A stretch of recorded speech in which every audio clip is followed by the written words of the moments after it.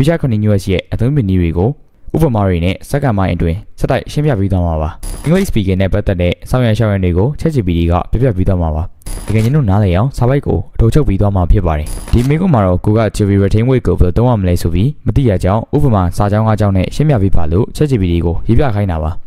အရှင်းဆုံးပုံစံနဲ့ပြင်ရေးပြသွားမှာကိုတွေ့နိုင်ပြီ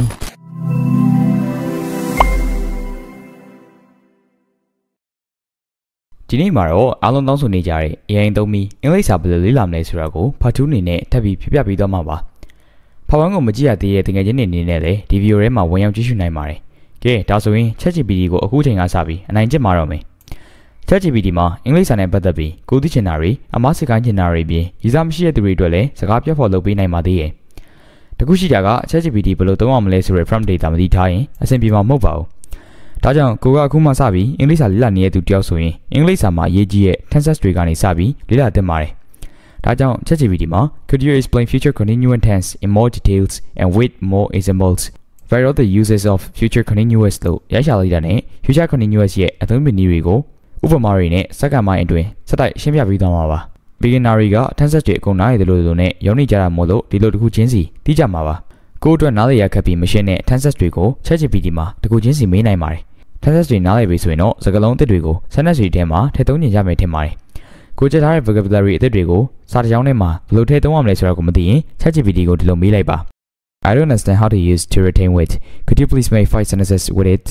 ဒီမိကုမှာတော့ကိုက Java retain weight ကိုဘယ်လိုသုံးရမလဲဆိုပြီးမသိရကြောင်းဥပမာစာကြောင်း၅ကြောင်းနဲ့ရှင်းပြပေးပါလို့ ChatGPT ကိုရေးပြခိုင်းတာပါ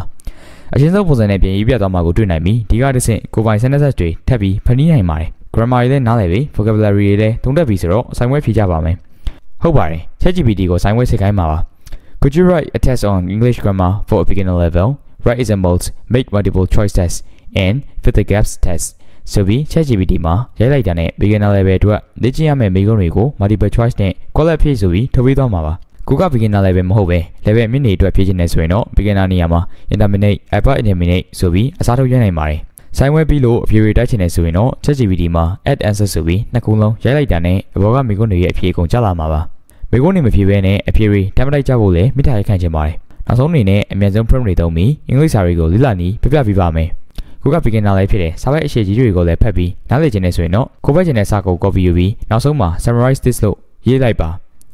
ChatGPT ကနေတကယ်ချင်းတို့နားလည်အောင်စာပိုက်ကိုအထောက်ချုပ်ပြီးသွားမှာဖြစ်ပါတယ် level မြင့်လာလို့စာပိုက်တွေအရှည်ကြီးရဲ့ဖတ်တဲ့အခါမှာဒီလို summarize လုပ်ထားတာတွေဖတ်ဘူးတာကြောင့်ကိုယ့်ဘာသာအထောက်ချုပ်ဖတ်တတ်သွားဖို့အလေးကျင့်တစ်ခုလည်းရလာမှာပါ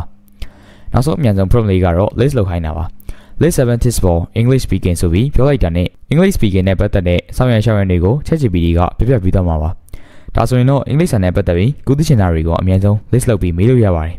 ဒီနေရာမှာအင်္ဂလိပ်လိုတွေအများကြီးမဖတ်တတ်ပါစိတ်မပူပါနဲ့ ChatGPT နဲ့အင်္ဂလိပ်စာလေ့လာနည်း video PowerPoint မှာအလွယ်ဆုံးပုံစံနဲ့မြန်မာဘာသာကိုပြောင်းပြီးဘယ်လိုလေ့လာရမလဲဆိုတာကိုရှင်းပြပေးထားကြောင်း PowerPoint video ကိုမဖြစ်မနေသွားကြည့်ကြဖို့အကြံပေးပါတယ်ဒီလောက်ဆိုရင်တော့ ChatGPT ကိုသုံးပြီးအင်္ဂလိပ်စာကိုဘယ်လိုစနစ်တကျလေ့လာမလဲဆိုတာကိုသိလိုက်ပြီလို့ထင်ပါတယ် AI တွေကိုသုံးပြီးအင်္ဂလိပ်စာလေ့လာဖို့အတွက် video နှစ်ပုဒ်လုပ်ပေးထားကြောင်းနားမလည်ရရင်လည်းသိချင်တာတွေရှိရင် comment ပေးခဲ့နိုင်ပါတယ်